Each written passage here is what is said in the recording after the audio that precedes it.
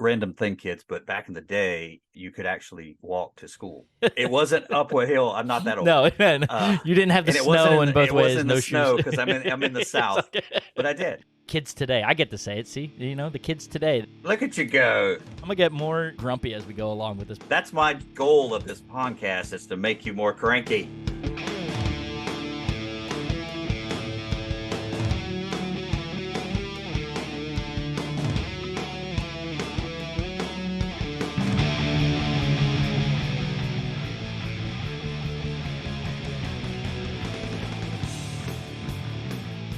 All right, we are here on the Twisted Eras podcast. Mr. Doug Marsh, my co-host, and elder mind. Is that safe to say? Is that okay to say? Yeah, crotchety old guy.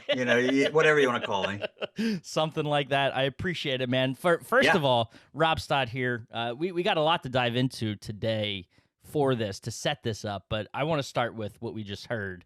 If this does end up being a pilot episode, I want people to know just how awesome that music intro was. Give them a little background on how that came together, Mr. Marsh.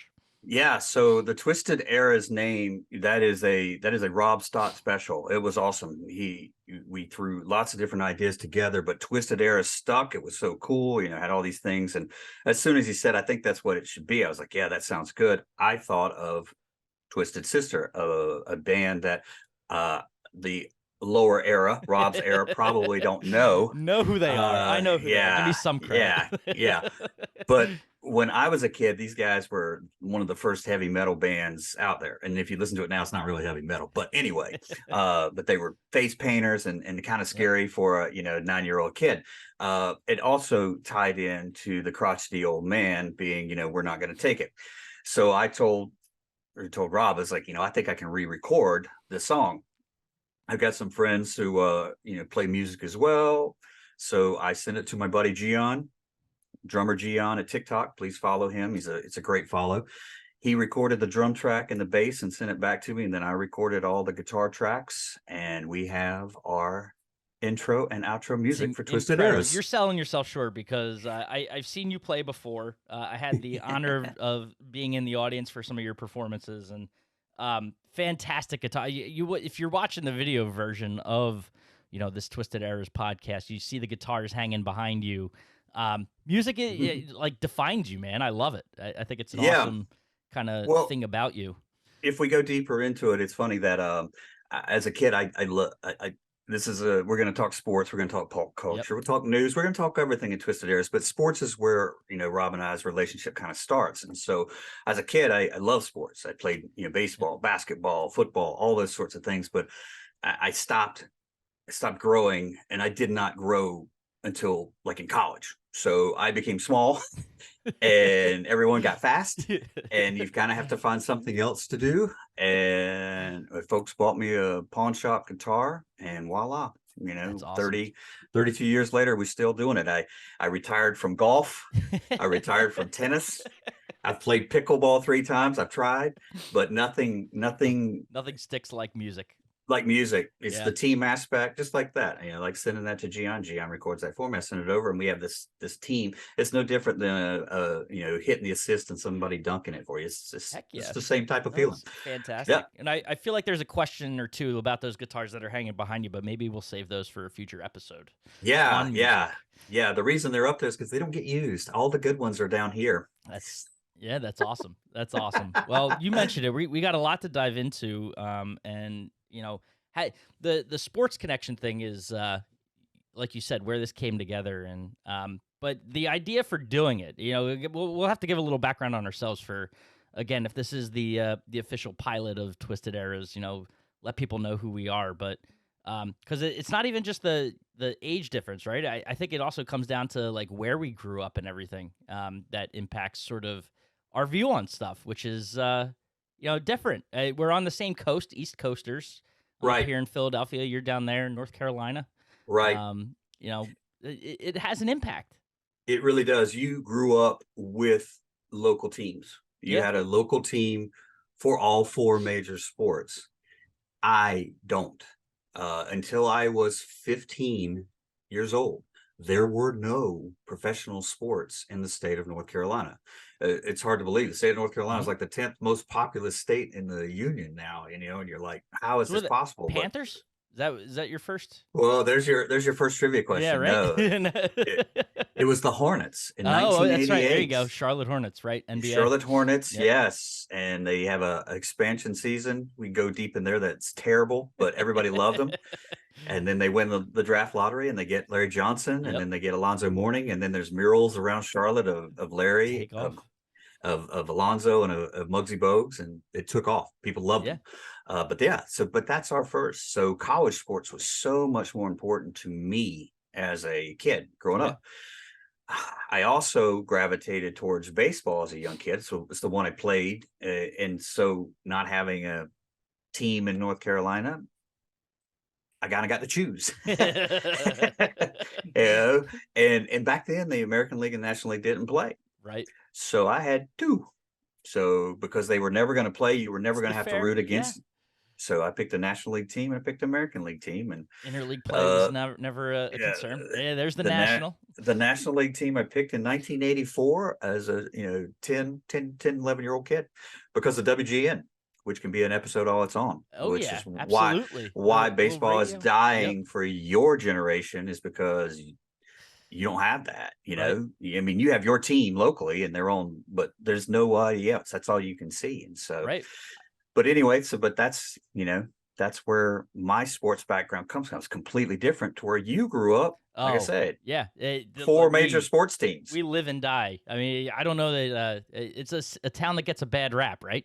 Right. Philadelphia, That's those right. fans, all anyone wants to talk about, whether it's media or otherwise, is snowballs at Santa and batteries at JD Drew, and all Jails in that. the vet, Right. right? So the little holding cells, and Yeah. everyone has their I stayed overnight at the vet story, but no, the earliest memories of sports is going down to that vet and seeing John Kruk sit in the first base side, seeing John Kruk spit his chew and catch balls thrown over at him, putting runners out at first base, and idolizing Darren Dalton and Randall Cunningham. Even there for those Wow. super early years. Remember him being an Eagle.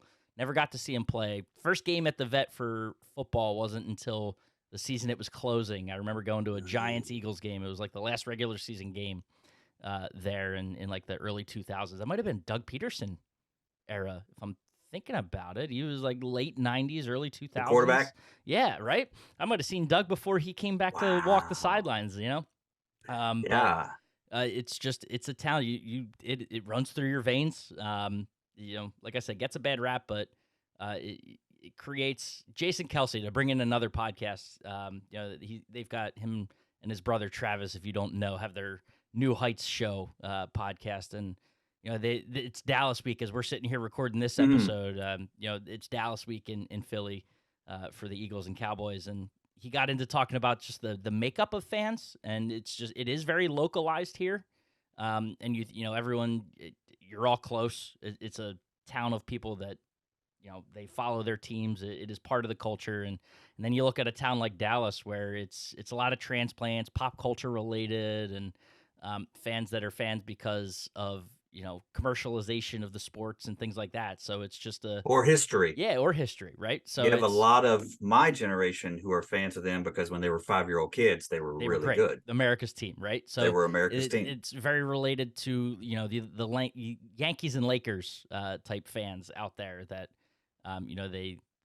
they got into it because of they were drawn to the wow and the pop culture aspect of it. So, but no, it's something that born and raised here. Anyone that's a Philly, I don't know that you'd find a Philly fan outside of Philly that wasn't born and raised here in some way. Yeah, I think It's it could be like the North Dakotans and Carson Wentz because he got yeah, drafted here. Like that might be a yeah. thing, but They not through and through, right? Not a we call it the 4 for 4 over here.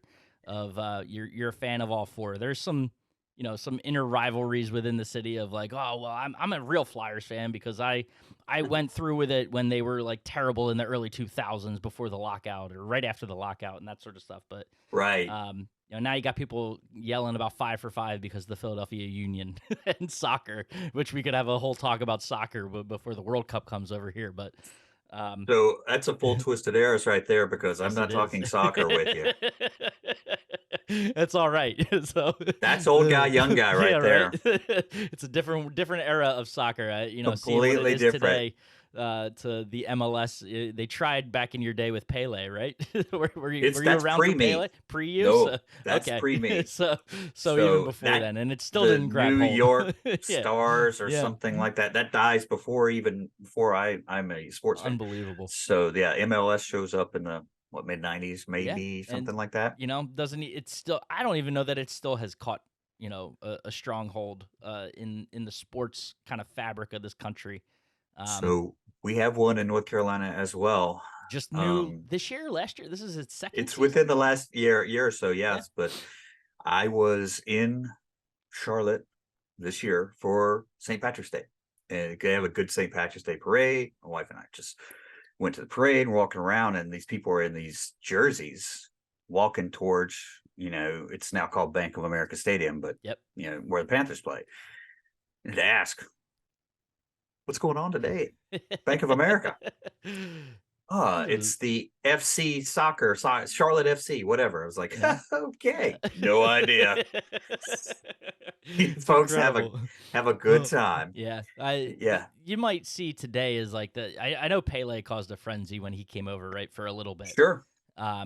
Closest thing last couple of years, Beckham was early 2000, like when he was in his prime, right? He comes over, Hmm. plays at LA, now owns a team, right? Miami, Sounds right. and gets Messi to come over along with a Sure, couple other international superstars, but Messi probably on par with like the Pele coming over, sure. um, Yeah, one of the creating most excitement. You've got recognizable people in the world yeah, right. So because of it. Yeah, reigning World Cup champion with Argentina. So just put it on another level. Might be if it wasn't before or starting to at least build a following, you might be able to mark the Messi signing as like the taking off point or the hopeful taking off point of MLS. Because you watch MLS and then you go watch Premier League soccer on the weekends, and it's not the same. It's certainly not the same. It's like watching Double A baseball as opposed to what we were watching this week with the World Series. So it's not the yeah. same. So I'm gonna get a sinus infection if we keep talking soccer. So I'm gonna ask you some Go for it. silly Let's questions. go. So let's talk about, we wanted Yeah. baseball just finished up and we want to Yep. focus on baseball. That's the one I think I know the best of as well. But the Phillies are a very old franchise like the Cubs. I mean, technically, I think they're within a decade of each 1880s. other. Yeah. Yeah, Yeah. you guys are in the 1880s, Cubs are in the 80s. They're both really terrible as far as records go. They are. They have a little bit of, air of recency because you guys won one in Oh the 08. last, Yep. yeah, 08, Get Cubs in back in 09. Yeah. 16. Yeah, and you went back. That's right. You went back in 09. And randomly, that's the last Yankee Yeah. championship too. I It think this is. is the longest I know. Yankee We're in a drought we're in a tough time. since It the doesn't look to be getting any 80s. better. Well, you know what's Yeah, funny about the Yankees? And quick aside is that yeah. they look at them as having such a terrible year, Oh, and I know the AL East, like they were all over 500 or so, weren't they they? were all loaded. Yeah, Like it was what a terrible year, but we still had a winning record. Like you don't see that yeah. anywhere else. That they're so disappointed. No, you don't. But to Yeah. be fair, there's not a ton of them left. But heck, they're probably the number one team in their city, Yeah. and that just Oh, doesn't by a happen long at shot. Yeah. most places. LA is probably the Dodgers, Lakers are pretty close, Mhm. but Kings but can win a Stanley Cup and they still don't get the talk. So- no, no. So and in Boston, I know they love the Patriots, but It's it's really Red it's a Sox Red town. Sox Yeah. town, and there's not many cities like that Right. anymore. And so that's why when they have a winning record, don't make the playoffs, they get Yep. ringed. But your Phillies there as a Yeah. kid growing up, you talked about some Oh, of these, but you still see the Schmidt jerseys. you see a you lot know of them, man. they are. He is still. I mean, You Bryce is still doing some amazing stuff, but Schmidt is still the face of your franchise, I believe. Yeah, without a doubt. I mean, the Yeah. home run king, right? Still 500 whatever home run, leading Yep. third baseman, I believe, right? Yep. So of Yep. all time. So Yep. it doesn't hurt too. You know, they brought back within the last couple of years the baby blues. It's true. So people Yeah. get to break out those old Schmidt jerseys, and he's still calling games on Sundays. You know, Does he really? home games on Sundays. He's on the broadcasts alongside Tom That's McCarthy and awesome. John Crux. So you get to hear his voice, and they do a one thing I will say: this town does a phenomenal job of alumni related Okay. sports activities. And they make a whole weekend in early August of doing a Phillies alumni weekend, and they bring them all Wow. back. So it's cool to see like those games. You get the teams from, and within the last couple of years, we got to do like the 15-year anniversary Yeah. of the World Series, and then you had the 1980, so 43 years. Is it 43 years of 1980? Unbelievable. Yeah. Since that championship, so those teams coming back together and seeing just all those celebrations. That's awesome. Well, Yeah. all I'll say is, I do still watch baseball. I guess I'm one of the few, but watching the pregame for your series with it may have been Atlanta, Yeah. and there was I think it was a walk off, and you could see Jimmy Rollins' excitement. Yeah. He is supposed to be an unbiased, Oh, he was not unbiased at all. but he was not. No. You could Yeah. tell like the joy he had, and I think that probably ties back to your alumni is that they are showed such love and reverence and Well, stuff and like there that. That it gets talked about too, right? During those broadcasts, and it might feel like the media playing it up, and certainly as a homer, it's going to sound like I'm playing it up, but I really think there is that connection between fans and athletes in Philadelphia, and it's not just a Phillies thing. It is Eagles, it's Flyers, it's sure. Sixers. I mean, you saw that environment during this postseason run and last year Oh, too, and heck I'm yeah, sure other towns got sick of hearing about the home field advantage at Citizens Bank Park, and yeah, it's tough to argue in favor of it when you lose 2 out of 3 to the Diamondbacks and lose 2 out of 3 to Houston last year in the World Series. But right, I mean, you saw Spencer Strider. I mean, it got to him. yeah, Like it gets to certain people. It's an environment that, it can get to opposing players and be intimidating. But at the same time, like you see what it does to Kyle Schwarber mhm, first pitch at bat. yeah, Taking one out of the park, and just that place. They don't sit down. They don't. yeah. It's awesome. It is like it is every athlete's dream. I have to imagine to play in an environment like that. Oh, Um, absolutely. and they get to do it every night during October, and it's Yeah, just let's be honest. There's certain places that uh, you wouldn't want to be stuck in Tampa. You wouldn't want to be stuck in Kansas City. You wouldn't right. want to be stuck in Oakland. No, I mean, let's be honest. right. There's I some. It's I love just those people, but I mean, come on. If you had the choice, you want to play in Wrigley, yeah. you want to play in Tropicana Field. I Right. mean, there is It's a no world. comparison. So that actually gets to we have these we talked about these cards and random questions, Yeah. right? One I saw was if you could be reincarnated as a famous landmark, but I want to change that question. If you could be reincarnated as any MLB stadium, Oh wow. which would it be and why? And easy answer for you would be Wrigley, right? Yeah. Me as Yeah. Citizens Bank, but like if there was another one, if those were off limits, Sure. what would Sure. it be and why? And I'm gonna go old guy here, and the park that I think I would pick would not be around anymore, but it would either be the original Yankee Stadium or Yeah. or Ebbets Field because of the actual historical things that you saw in there. And granted, it's amazing what happened in Ebbets Field, and with Jackie Robinson, but they also were really good for that 10-year period he's there, and they're terrible beforehand. But Yeah. the crowd, the same deal, loved them. Yep.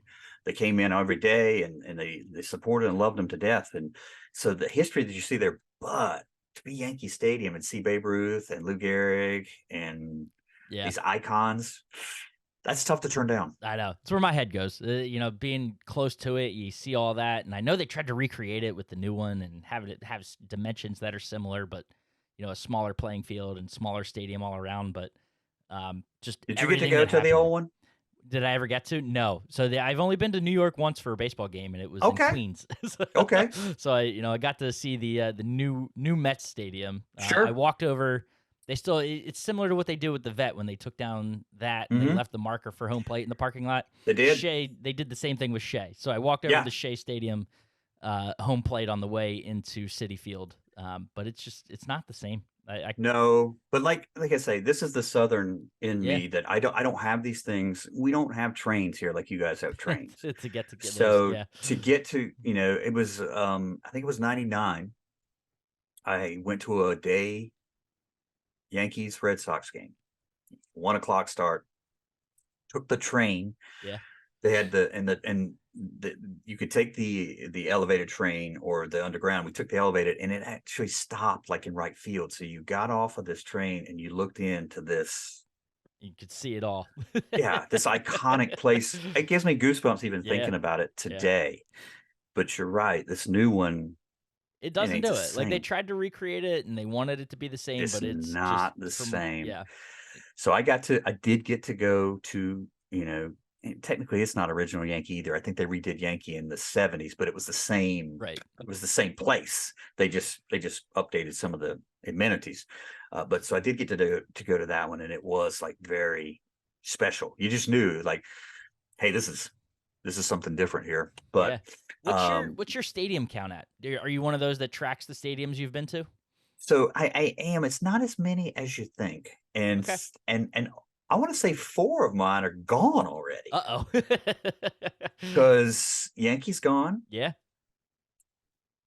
Turner Field is gone, Yeah. Fulton County's gone, Wow. Okay. ballpark at Arlington is gone. Wow. So yeah, so it's Man. kind of like, yeesh, this is something. So I had all those. I've been to Wrigley. Yep. I've been to City Field as well. Yeah. Wrigley Uh, newer, like were you there pre scoreboards? Transition. Okay. So they had not put them up yet, but they were working on it. So So the 15, outfield bleachers were yeah, closed. yes, Yeah. yes. So 14, they finish up, they start the Yep. construction.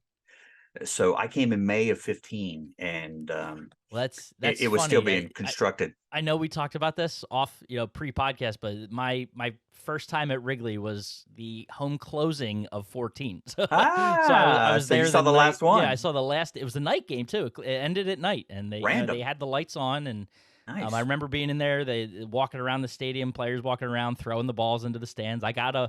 So I was very much a child when I went.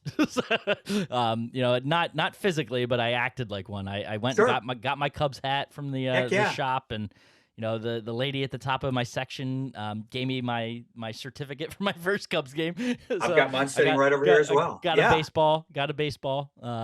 From her. She like got one from one of the players or something and handed it to me because she was so excited to have a first timer.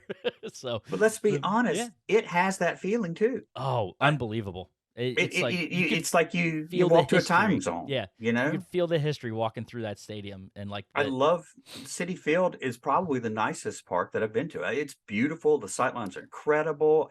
I loved it, that's just because you've but never it's been to not the Citizens same. Bank. Hey, there you go.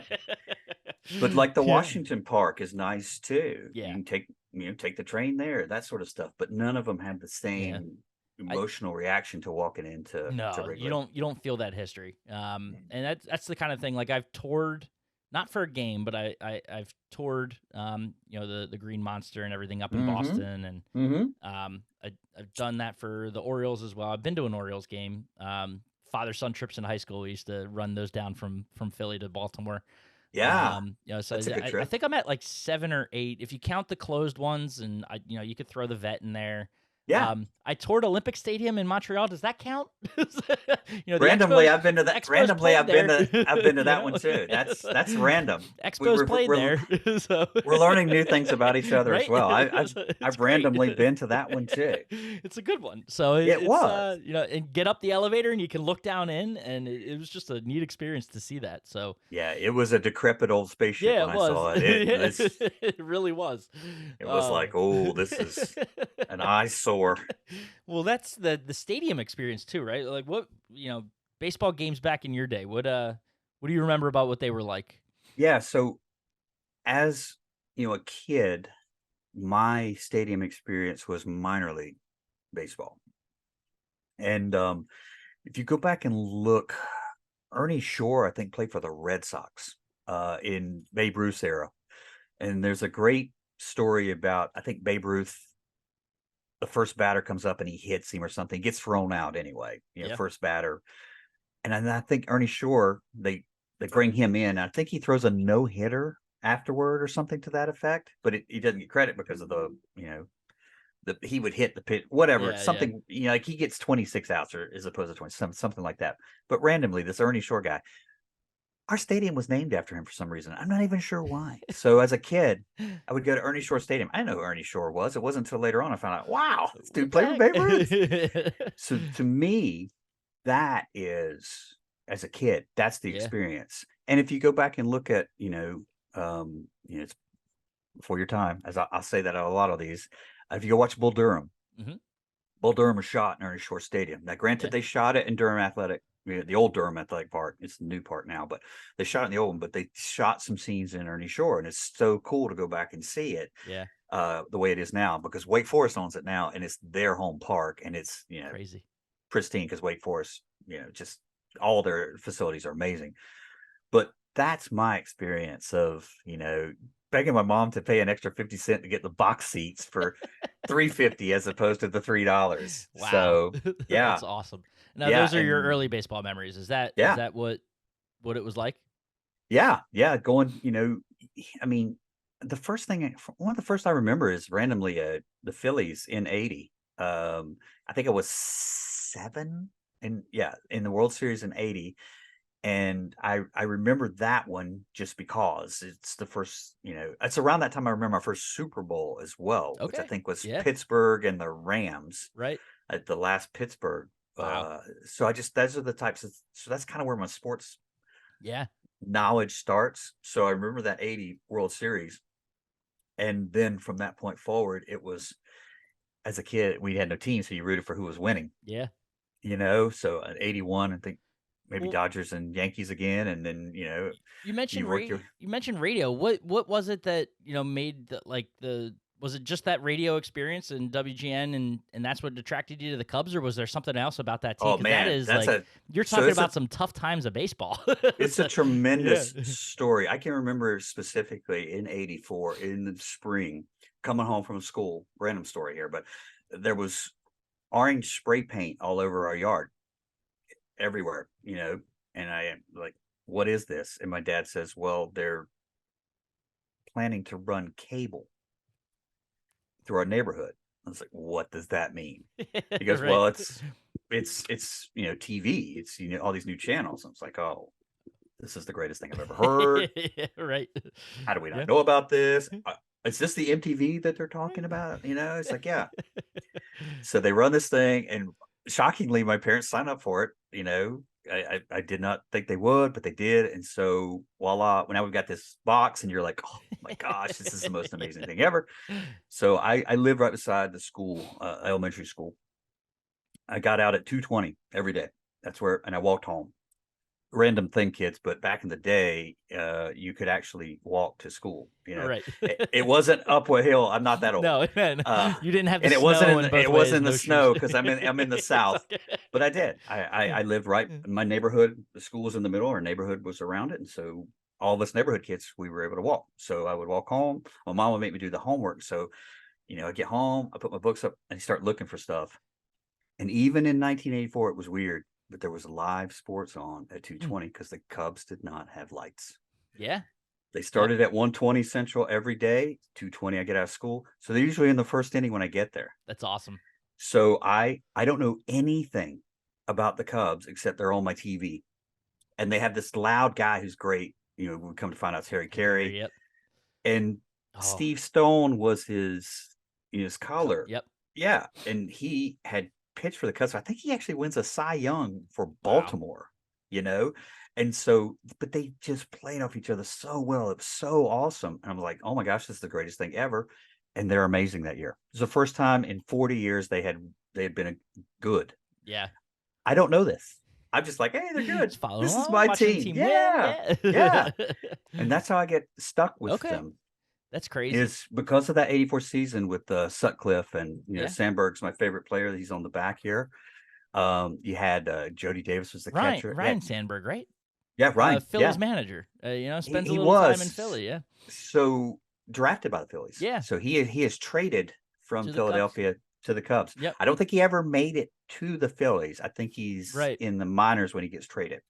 But comes But back here and coach manage, right? Not coach, yeah, managed a few years. he did. He managed your AAA team for Yeah, several years, and then gets the and call then up, and then right? gets the call up, and it's in Doesn't go between well. the really good Yeah, right, years and the right. yeah. The unfortunate times. But yeah, so that's where my love of the game comes from, That's and fantastic. I've been stuck with them, ever since. So I said I have two teams, and Yeah, I don't even want to I was gonna admit it because ask you I mentioned the I, AL I team. eventually dropped them when the after interleague play had happened for a while. It was a little bit harder, but I played t-ball in 1979, and you go, you buy a bat, you buy a glove, and gosh, I don't know if I still have it, if it's in there, but it was a Reggie Jackson glove, That's awesome. and he had left the A's Hmm. and had gone to New York. So the Yankees were my It's other okay. team. It's all right. Now, to be fair, they're awful in the 80s too. They are. So They are. they're terrible. Yeah. I mean, you've got Don There aren't many Mattingly bad who stretches, but yeah, that's they're not. They're in one now, yeah. but in the 80s, Don Mattingly comes up. He's amazing. He plays in like one playoff series. He plays for the Yankees for 12 years, 13 years, Man, and he plays in one one. playoff series. Yeah, and they get beat. They don't even win it. It's hard to fathom when you think about all the Yankee greats Right. and the success they've had. He ain't one of them. Yeah, that's unbelievable. Well, I will say, so not proud as a Philly fan to admit that, it feels like one of those fair weather things you do, and not to Yeah, knock you, but that you have that other conference, other league yeah. team. Grandfather grew up in, and grandmother grew up in Newark, New Jersey. So the upstate New York and I guess northern Jersey. You can't say upstate New York or New Jersey. It's a different terminology there, but That's right. that's Yankees territory, those Big outskirts time. of New York suburbs, and Oh yeah. so he was a Yankees. He had the good years too. Watching Yes. some of those teams when he was growing up, so they were always like the adopted because my grandfather liked them. I felt like it Yeah. was okay. Not in Well, the '09. other It was not in yeah. '09. So No, that's a no, tough year for yeah, you. it Yeah. is. But Well, interestingly enough, as a kid growing up, Winston-Salem, the minor league team that I went to, was originally the Red Sox. And so yeah, Wade Boggs and some of these guys came through. Well, they lost their Red Sox affiliation and they went to the Cubs. So there in you that time go. period, the Winston-Salem Spirits were a Cubs Yeah. farm team. So, you had that tie as well. Got to watch that. That's awesome. In Greensboro, the Bats were the Yankees single A farm team. If you go back and watch Yeah, the both. Jeter, Yeah, that wow. Jeter documentary, his first year is in Greensboro, and That's watching them incredible. with all the advertisements for our local radio behind him and stuff like that, That's it's pretty neat. awesome. So That's yeah, fantastic. You had a so good the era growing up too. There's so many ways I could go and questions I want to ask, but like the thing, also because we're sitting in microphones, I feel like asking. Like you had, as a Cubs fan, mhm, the Harry Carey and sure. all that, and to me, it's Harry Callis. Oh, The but we have Harry voices. Callis too because of NFL Yeah, I Films. know. It's great. So I don't it's a know nice who share, he right? is. I just know Right. it's like the It's a greatest great voice. voice. Yeah. I mean, is it John Facenda was the originator, and Right, he is right. The like, iconic, right? yes. But the weekly show was Harry Hmm. Callis.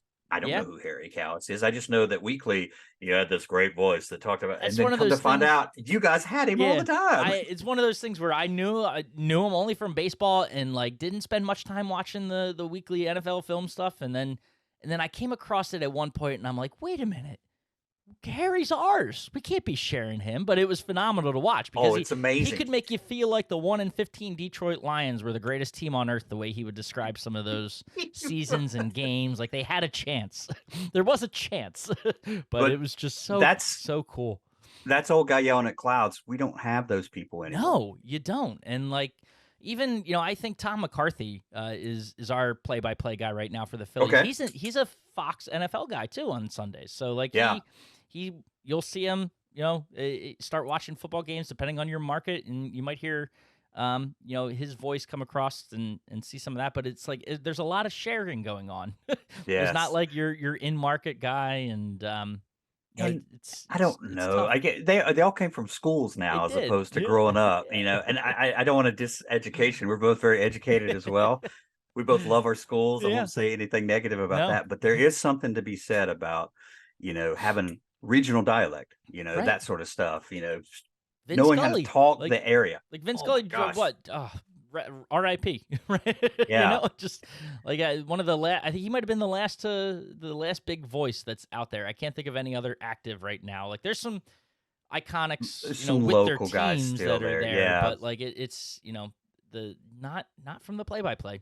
Like you don't, Yeah. now it's all the national voices. They want to be that national It voice, is. not It like a Joe is. And there's Davis and a Joe just Buck and something to be said about the regional person who grew up in that area and they can speak about the authentic yeah, Philly cheesesteak because they grew up with it. That sort of stuff. There, yeah. because it And it's that ties you to the community it's that organization, call of whatever. hair. Like I like the I go back and watch the '08, final out, like every good Yeah. fan of a local team winning Oh a championship, yeah. right? And there's the Joe Buck call, but it's that Harry Callis one, like the let the silly Yes. city celebrate, and like whatever. Just hearing him, like you want to hear that broadcast, not the national broadcast, and That's right. because Which is, it's that connection you have to them, right? now I will say this: I am a Joe Buck fan. His dad was amazing. I think he was the Cardinals guy Yeah. forever and ever and ever. But he did national radio for a World Series. Hmm. So the famous Kirk Gibson home Yep. run, 1988. The call you hear is Vin because Vin was doing TV that day. Hmm. But I believe Jack Buck was on the radio, Right. and his call is as good because Yeah. he goes on about, this is going to be a home run. I Yep. don't believe what I Yep. just saw. And Right. it's like, It is and the they're call. both these like iconic calls from these iconic guys, and you're like, oh my gosh, we still have this today. You two are amazing. That's old guy yelling at clouds. Yeah, That's yeah, a right. twisted era. That's me That's talking good about the stuff. old days. But it's like the But connection too, right? Like, because I still have that. I'm probably like the last generation that gets to watch TV, these broadcast games or I local market know. games, and hear a Harry Callis, and know what that means. And like the kids today, I get to say it. See, the kids Look at today, you go. they don't get. Look at you go. I'm gonna get more, just grumpy as we go along with this There you podcast, but that's go. okay. That's my Yeah, goal of this right. podcast is to Turn me make into a you more grumpy old man, cranky. right? Yeah. But they don't get it.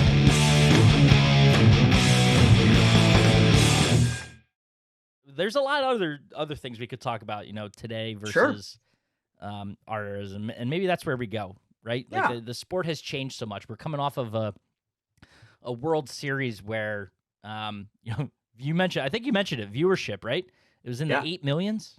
Yeah. Um, Yeah. I think the Monday seven. night football game, scored like nearly 3 times that It did. of the average rating for the World Series. So it's just, hey, it's a different time. It It's is a different time, but it's sad. I think the peak was 7 years ago. The Cubs were in there, and that was part of it. It was a good story. yeah, I think they averaged 22 million because they got 40 yeah, for that game 7, which boosted the average to 22. And from that point, it has been a heavy, decline. heavy decline. And you could see baseball reacting to it too in a number of ways with rule changes. They think it's like too long of a game. The only Sure, untimed sport. It's the only one. it There's was. there's no right. Not Was the only anymore. untimed sport, and now there's a clock. So, Yeah, so you but see them doing things like that to try to speed it up. And is they that moved the the World problem? Series to Right? Friday so that it wouldn't go up against the Yeah. Sunday night NFL game. Right. So they've done Is they're running from them. But you're right. What is there? That's the one of the few things that the grumpy old guy is going to say. I loved the rule changes. I was right there. 30 minutes they cut, and they didn't cut 30 minutes of action. They cut 30 minutes of stepping adjusting out the of the gloves box, and doing all adjusting the that. crotch, all that stuff. Yeah, all that stuff. Yeah. So yeah, so I'm okay with the cuts. I thought the game was great this year. Right. Um, we just gotta get more eyeballs on it because it is a great game. And if you go to it, it's awesome. If you watch these playoffs were amazing. I mean, you're just sitting there on edge the whole time because anything can happen. I get it. I love football too. It's entertaining. I love that. But there's something different. And I'll go a step further. We're not talking about this in this podcast, but I think playoff hockey is better than most other sports too. Yeah. Now, granted, I'm a baseball guy. I love baseball. It's going to be my number one. Regular season football is the best.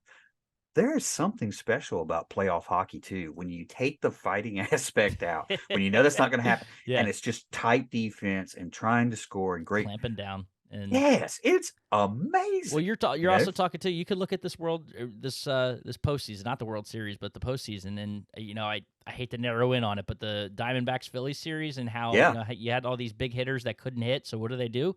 They go small ball. They try yeah. bunting, getting on base, base stealing. It's just Stealing, right. stealing is amazing. So Yeah, exciting. yeah, it's I great. know, and it had left. Yeah, and I mean it's a different era. It's a Mhm. twisted era of sorts, It right? is. It is a Today, twisted era.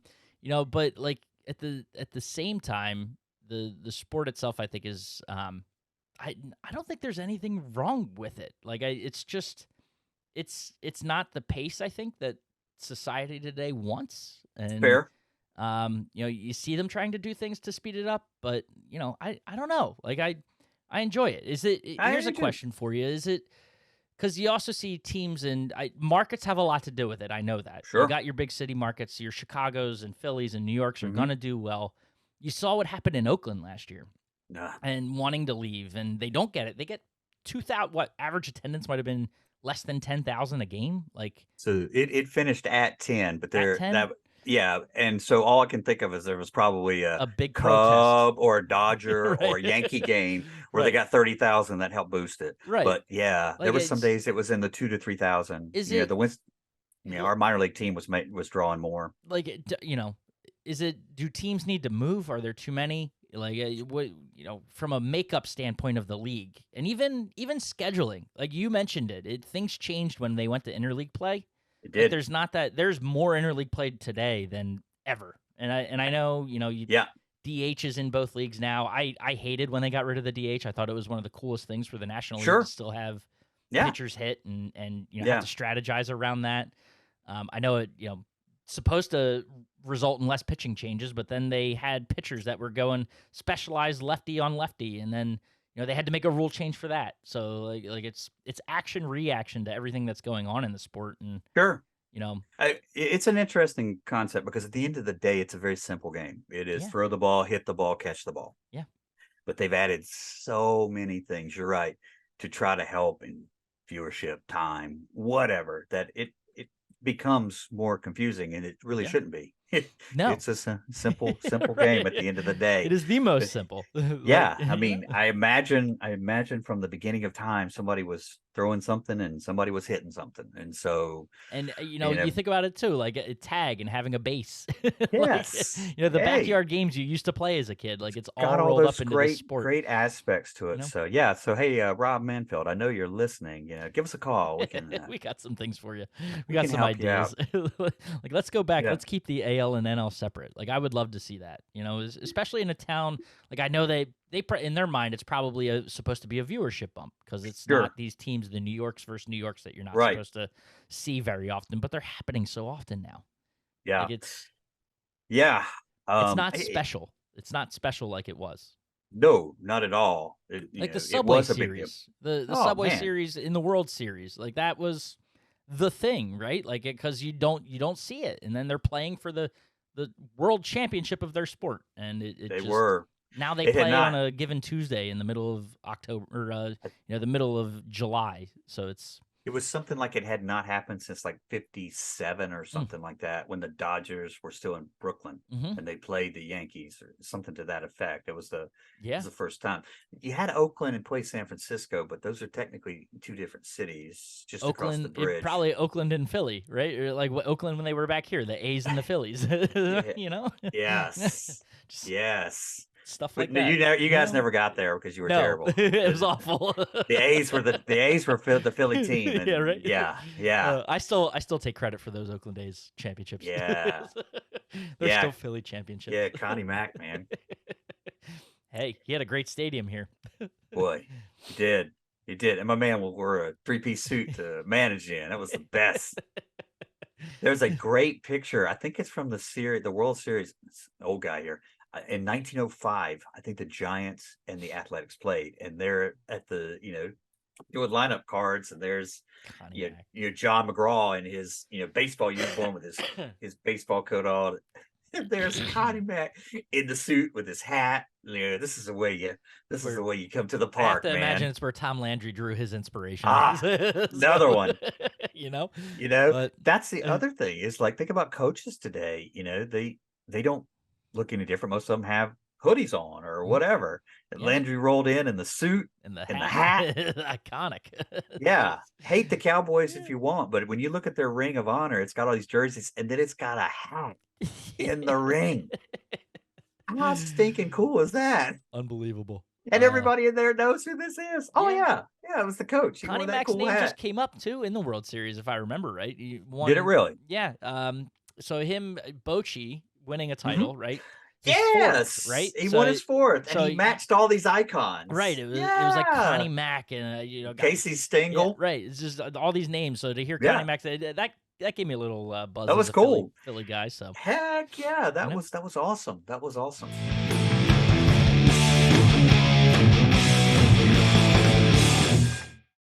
We'll do a little transition here into Doug's old guy bar bet of the week here. So I don't know if you're listening, you won't see this, but if you're watching above me, there is a Sports Illustrated, and randomly this is not a Cub, it's a White Sox, but it was the Sports Illustrated issue that was out when I was born, and on the cover there is a guy. His name is Wilbur Wood. Wow. What a name. And Wilbur Wood had been a good pitcher, and he had lost his fastball, and so he had taken up the knuckleball. And this guy could throw this amazing knuckleball, which put him on the cover of Sports Illustrated in June of 1973. What's amazing in this story is they go through some of the other pitchers at the time who were throwing knuckleballs.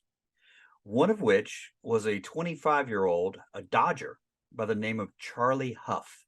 Charlie Huff was throwing knuckleballs as a young age for the Dodgers. 1973, he was 25 years old. Here's your bar bet winner, because nobody's ever going to get this. So the Florida Marlins are an expansion team in 1993. Yep.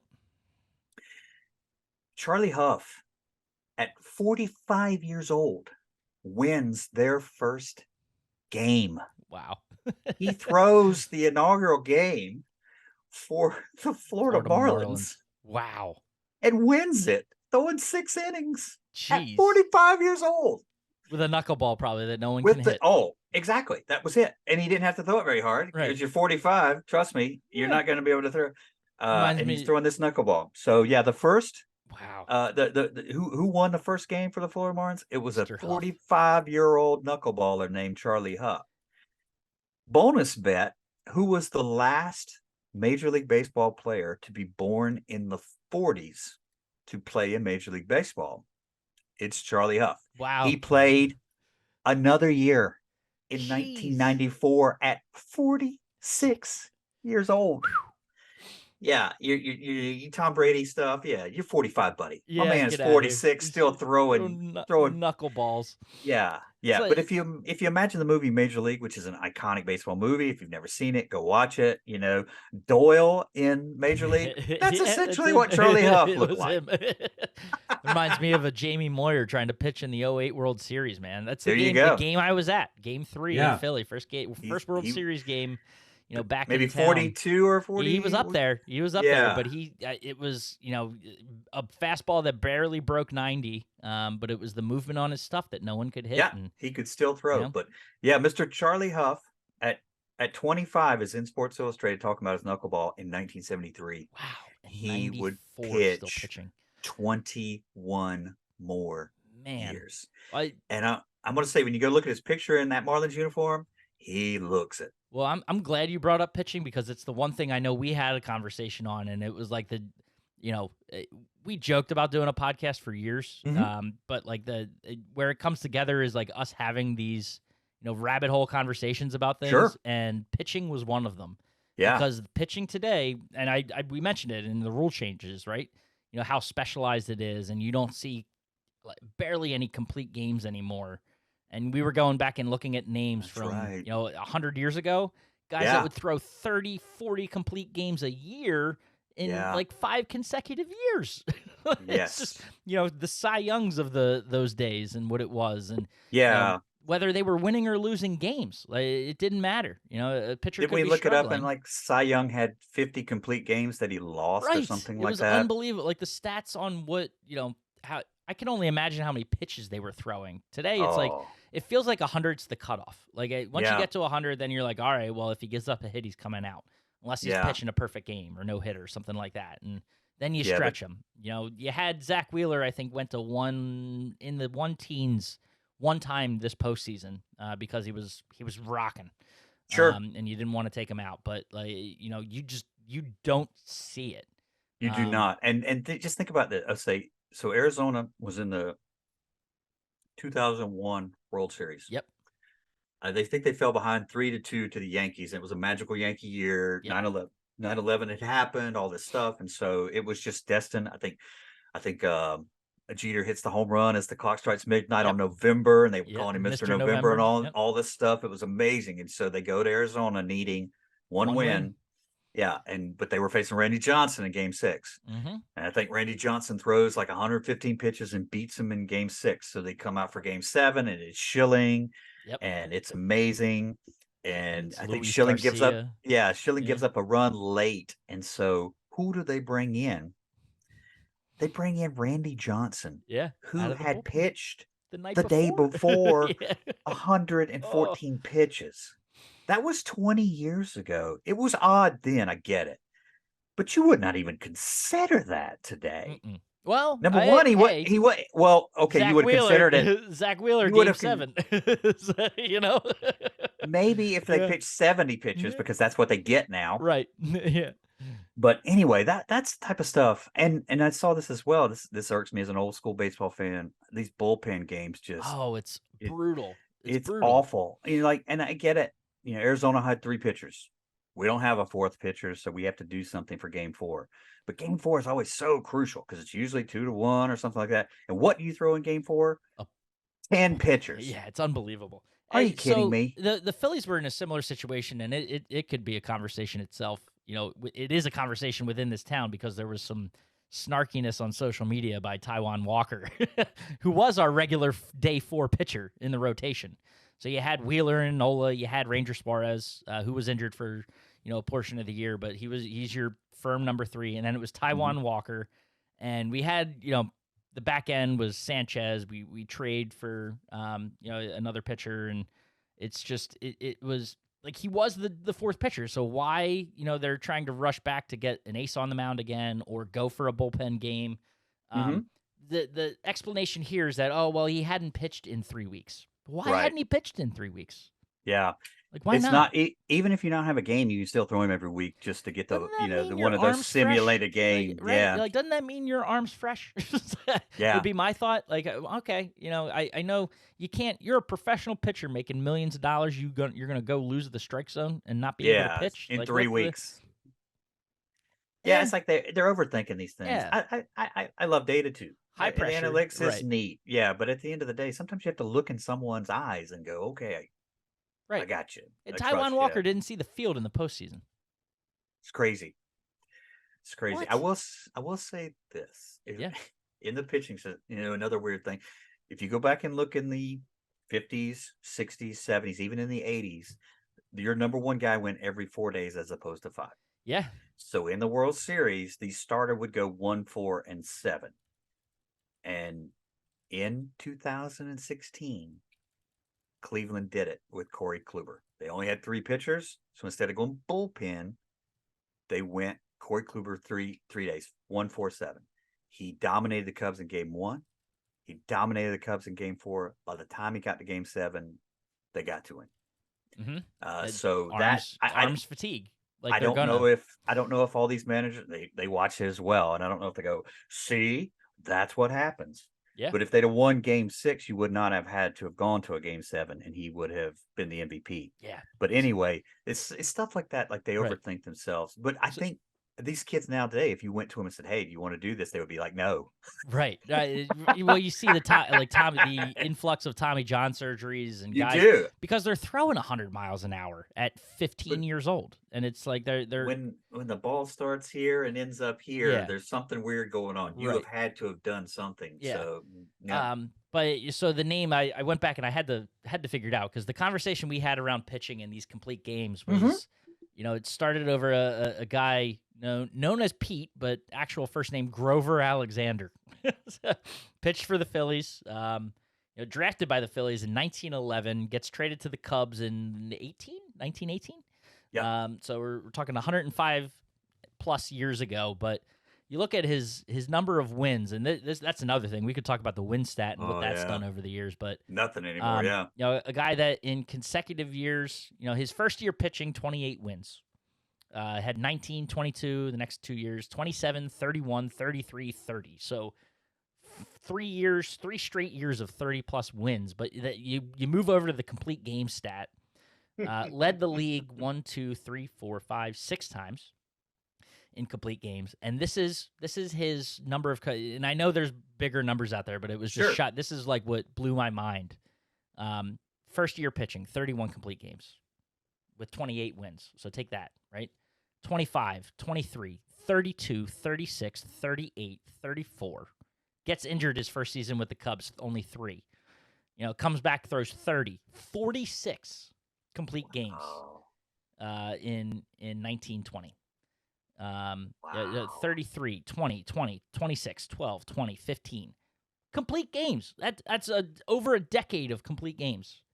And the guy's still pitching. He pitched for 20 years. 20 years, and the number of complete games was 436 complete games. You could add up all the complete games over the last decade, and I don't think it's a 436. So It's I just just did some rough math. I think there were 36 total complete games in the MLB this year. 36, and he did that in 36 1915. total. Yeah, the leader was at 3. There were 2.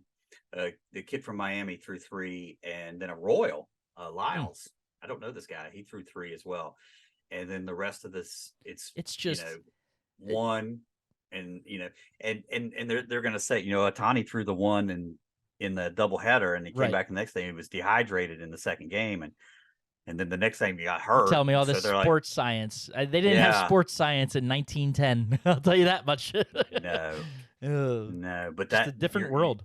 it is a different world.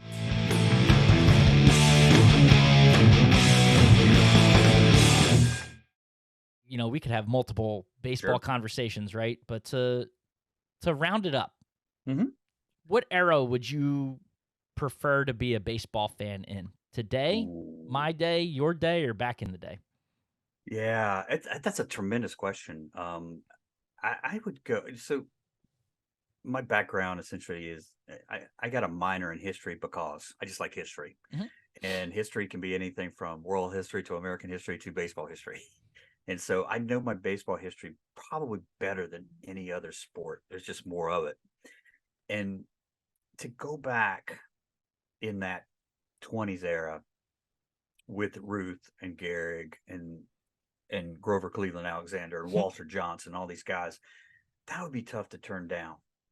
With that said, I believe I hit of almost perfect era Yeah. because in the 80s, baseball still was relevant.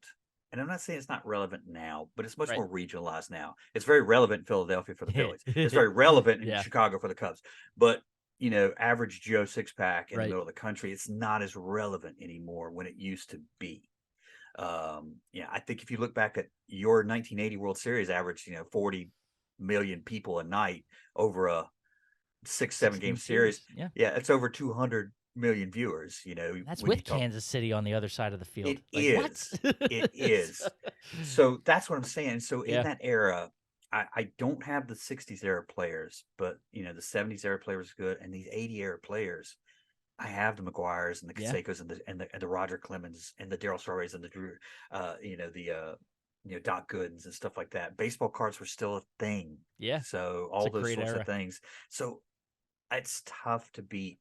Now, granted, at 21, they shut it down in '94. It left a tremendously bad taste Yeah. in everyone's That's hey, mouth. that's a It's teaser. We got a whole lot to talk about there. absolutely, Um, yeah, yeah. '94 is magical, and we're gonna lean in on '94 a lot, but it changes everything.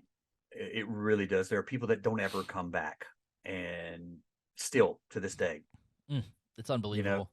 But I it's a great question. I like I say, I love the '20s, '30s era, but it's tough to beat the '80s as well. So, yeah. what are you thinking? I so the sports fan in me, and specifically the Philly fan, I feel like my formative years were great because Sure, college I get to celebrate, one heck of a run in Philly of yeah, '07 to 2011, 12 before Ryan Howard's Achilles blows up and the franchise blows up.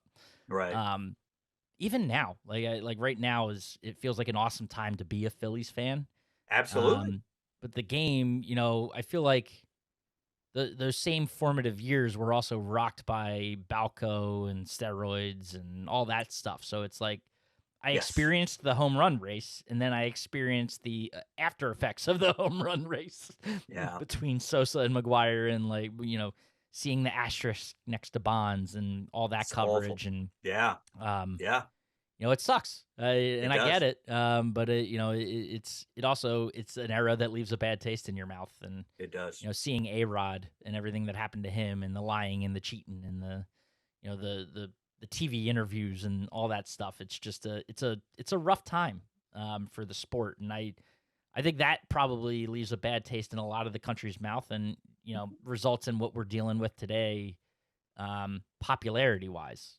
So, and not to say other sports don't have their scandals. The Patriots have Yeah. done their job, Oh yeah. bringing every kind of gate under the sun, Sure. into the NFL world. But um, if I had to pick, and the Philly success wasn't involved, I think I'd want to be sort of that tail end of the Babe Ruth era, and, Sure. and watching the next class of sort of his impact on the sport and what it did Yeah. to increase popularity, and like through the Maris and Mantle, Oh yeah. and that, and seeing them, and a true home run race, right? Yeah. And what that meant to the sport, um, without all of the, I know there was drama and everything like that, but Yeah. without the seriousness of the drama that we saw during the steroids era. So it's just a different That's time, no, it is you good. know. And part of the reason we talked about in this podcast, I have a lot of random worthless crap knowledge in my Yeah. head. And you talk about the Maris and Mantle, home run chase. And there's an amazing made for HBO movie that's probably 20 years old now. It's Hmm. just called 61 Yeah. with an asterisk. If you have Max, HBO Max, whatever you That's want to right, call because it, of the extra games, right? it That's why. yes. Yeah. Yes, that's where the asterisk comes Yeah. from. But uh legit actors, Barry Pepper, Tom Jane are in it, and it is amazing. And it's still good. It still holds up. There's some CGI stuff. I think he filmed it in Tiger Stadium, and so Have the to do some Tiger stuff to Stadium is the the yeah. background. They Yeah. they added the old facade to Yankee, but Billy Crystal, who is a lifelong Yankee fan, Mhm. he directed it, and you can see his passion in Yeah, it. it's a great movie. But it is a great movie. I guarantee, most of my younger folks have never heard of it. It's worth the watch. And at the end of the day, I think you'll come out of it, you know, like, wow, this was an incredible era to be in. And I think some of the neat things is the advertisements that they do. Yeah. We think this is all new. These guys did Forget it. You have no, no idea. everything's Everyone, you been done. mentioned it. I think you've mentioned it before that, everyone thinks they're so original when they do some No, things, but there was always someone that did it first. always somebody did it first. But anyway, that's an awesome movie. And you're right. Yeah. That's an incredible time. That would have been right before. I think the Yankees about mid 60s. Mhm. And that's how Steinbrenner buys them in Yeah. the early 70s for Pennies on the dollar. yeah, the most iconic logo I think in the world. Mm, I think, even if you don't know where it's from, everybody knows is the that Yankee. NY. Yeah. You know, everybody knows that hat. It's unbelievable. Even the Mets try to steal it a little They bit. You do. know, They 100% do. They just add some extra flair to it, and they do. in true Mets fashion. So- Yeah, but anyway, there's so many good. We want to talk sports, but yeah. pop culture and stuff like that. There's so many Oh. great baseball movies that you can go to find for history. Hmm. And that 61 is so good. Bull Durham holds his own. Major League is great. The Natural, that sort of stuff. But check out 61 because it's one Yeah. that's a little deeper cut. Yeah, it's a solid movie. So many good Yeah. baseball movies too. Again, there's so many topics and episodes that we get to cover on this Yeah, and podcast. if So, you want to binge like crazy, that Ken Burns baseball is over 20 hours long, man, but it's worth it. it's The good stuff. footage that he has from the 1800s and 1900s, the images and how he moves them to make it look like it's motion. You don't have to watch the modern stuff because Right. you know it. Right. But that entry level stuff where you learn all about where this stuff comes from is incredible. That dude did tremendous research, and so that's a good one too. No, it's fantastic, and we want the feedback too. We want to hear what you Yeah. think. Let us know what your take on all this stuff is across eras. Yeah. What era did you grow up in? What era, was your favorite? Your choice of That's a of great baseball. call out So on what's your Yeah. favorite era. Yeah, Yeah. yeah. We'll let us talk know, about and yeah, we'll talk about it on future episodes. But good stuff. man, I look forward to recording these. These are going to be a Yeah. good time. So Yeah, I agree. We'll have some fun, and nice to dive into so many different areas of Absolutely. life, pop culture, sports, Yeah. and just ramble. So- Yeah, the rambling. Yeah. Hopefully you got something out of it. But That's right. hey, well, until so we'll have to find a catchy closing. But until next time, keep it twisted. What do you think? I keep it twisted.